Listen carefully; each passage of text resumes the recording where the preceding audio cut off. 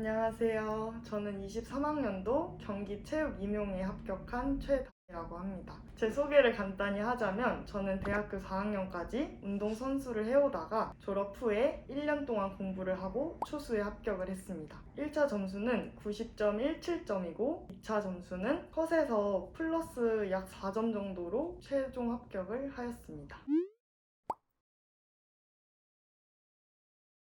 저는 부상으로 인해서 대학교 4학년 중간에 그만두게 되었는데 이제 제가 어렸을 때부터 해왔던 것은 운동밖에 없었고 부끄럽지만 공부를 하지 않았기 때문에 다른 진로에 대해서 생각을 전혀 하지 않고 있다가 교생 실습을 10월에 늦게 가게 되었는데 아이들과 상호작용하는 게 너무 즐거워서 해보자라는 생각 하나만으로 도전을 하게 되었습니다. 제가 강의를 선택한 이유는 세 가지로 말씀을 드릴게요. 첫 번째로는 교수님의 열정입니다. 저는 운동을 해왔기 때문에 주변에서 정보나 도움을 받을 수 있는 환경이 좀 어려웠기 때문에 샘플 강의를 여러 개 들어보고 선택을 했는데 그 샘플 강의 중에서 김영규 교수님께서 강의를 하시는 부분에 대해서 열정이 모니터를 뚫고 나오더라고요. 그래서 목소리도 귀에 쏙쏙 박히고 그 이유 하나만으로 선택을 했는데 다행히도 저랑 너무 잘 맞았고 또 교수님의 열정은 샘플 강의에서 그치는 것이 아니라 제가 공부를 시작한 1월부터 시험을 보는 11월 말까지 계속해서 이어져 와서 정말 저는 페이스 메이커의 역할을 교수님께서 같이 해주셨다고 생각이 들어요. 그래서 수험생 기간 동안 혼자서 공부하는 것이 아니라 교수님과 함께 공부할 수 있다는 느낌이 들었고 주말까지도 미트를 통해서 그 주에 배웠던 내용들을 다시 한번 복습하는 시간도 있어서 저는 정말 좋았습니다. 두 번째로는 이제 이해 기반과 문답식 수업인데요. 전공의 양이 방대하다 보니까 저희는 교육학 공부도 해야 되는데 1년 안에 그 방대한 양을 할 때에는 단순 암기 위주의 공부는 조금 한계가 있다고 생각이 듭니다.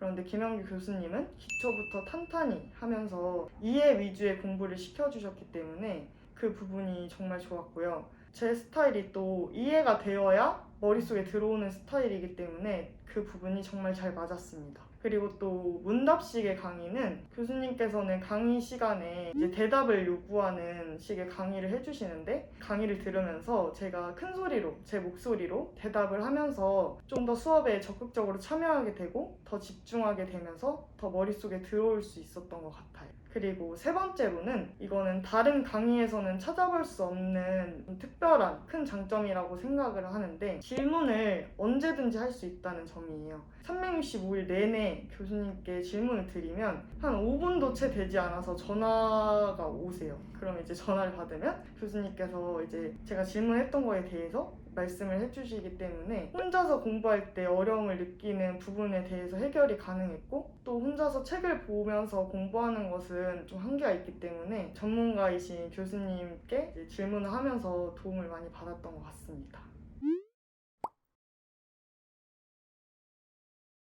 먼저 이론 강의에서는 저는 복습을 엄청 중요시 생각하면서 공부를 했는데 이제 아무래도 노베이스에다가 공부하는 방법을 몰랐기 때문에 맨땅에 헤딩하는 느낌을 많이 받았어요. 그래서 저는 이때 그날 강의 들었던 내용만큼은 내 것으로 만들자라는 생각을 가지고 복습을 하여서 그날 공부했던 강의들은 모두 다 이해하려고 엄청 노력을 하면서 수업을 들었던 것 같아요.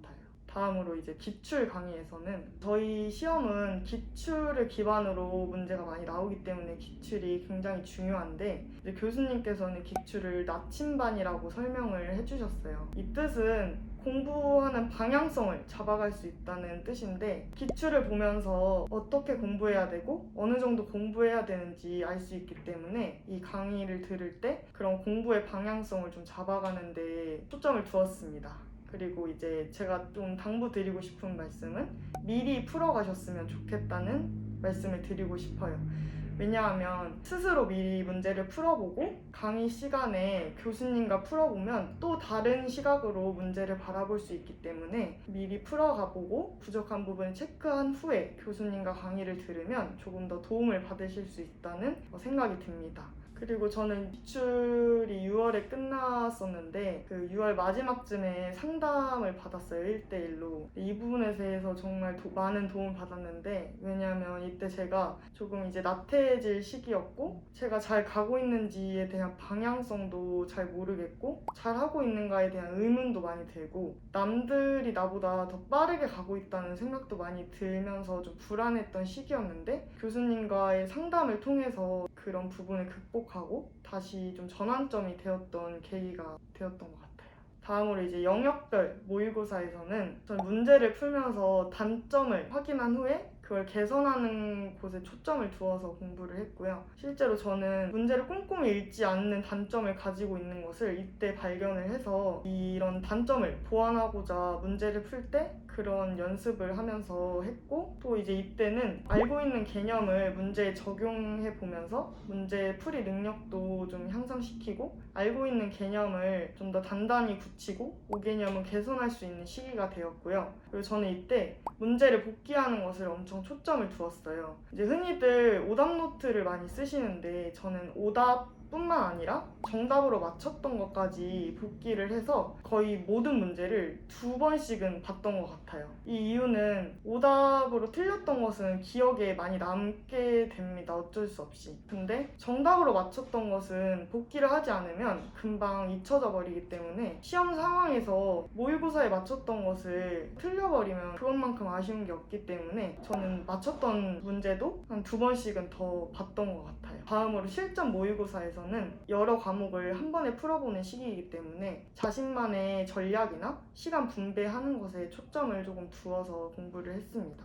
제가 세웠던 전략은 시험 문제를 풀 때 전체를 훑고 나서 다시 풀어보는 식의 전략을 세웠는데요. 그 이유는 뒤에 어떠한 문제가 나올지 모르는데 앞에 문제에 시간을 쏟게 되면 비효율적이라고 생각이 들었기 때문에 전체를 한 번씩 가볍게 훑고 그 다음에 구체적으로 이제 풀어봤던 것 같고요. 그리고 저는 이때 실전 연습을 위해서 모의고사 시간에 맞춰서 오는 것이 아니라 미리 와서 9시부터 교육학 논술부터 풀면서 실전 연습을 해왔어요. 이 이유는 체력 문제도 있고 생각보다 많이 체력을 소비하기 때문에 어떻게 시험이 이루어지는지, 쉬는 시간을 어떻게 활용할 것인지 이러한 부분에 대해서 연습할 수 있는 계기가 되었고요. 그리고 이때 제가 말씀드리고 싶은 것은 등수에 좌지우지하지 않는 것입니다. 이때 랜덤으로 시험지를 걷어서 채점을 한 후에 점수와 등수가 자신에게만 공개가 되는데요. 이 등수는 정말 자신의 그냥 위치를 확인하는 것이지 절대 좌지우지할 필요가 없다고 말씀드리고 싶어요. 저희가 잘해야 되는 것은 시험 당일날이지 모의고사 때가 아니기 때문에 이런 등수에 절대 좌지우지하지 않으셨으면 좋겠습니다.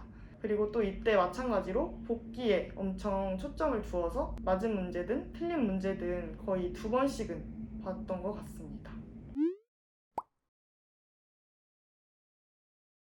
저는 또 3가지를 말씀드릴 건데, 첫 번째로는 개념 박스를 활용한 것인데, 이거는 교수님께서 만드신 것으로 강론서를 요약한 개념서를 요약한 것이라고 보시면 되는데요. 저는 이것만 본 게 아니라 기출 문제랑 개념서, 강론서를 저만의 방식, 저만의 문장으로 필기를 해서 이렇게 만들어서 이거를 모의고사 쉬는 시간이나 실제 시험장 쉬는 시간에 유용하게 활용을 했고요. 또 공부를 하는 와중에도 제가 이해가 다시 안 되거나 잊어버렸을 때도 다시 읽으면서 공부를 해왔습니다. 2번째로는요, 긍정적인 마인드를 가지고 있는 것인데요. 저는 운동을 해왔기 때문에 회복 탄력성이나 긍정적인 생각을 많이 갖는 성향을 가지고 있어요. 그래서 이 부분이 저는 공부할 때도 많은 도움이 됐는데요. 공부하는 것을 괴롭다고 느낀 것이 아니라 즐기면서 공부를 해서 능률이 올라갔다고 생각이 들어요. 그래서 천재는 노력한 자를 이길 수 없고 노력한 자는 즐기는 자를 이길 수 없다는 말처럼 공부하는 것을 조금 더 즐기면서 한다면 더 효율적인 공부가 될 수 있을 것이라고 생각합니다. 3번째로는 의미 없는 회독을 하지 않는 건데요.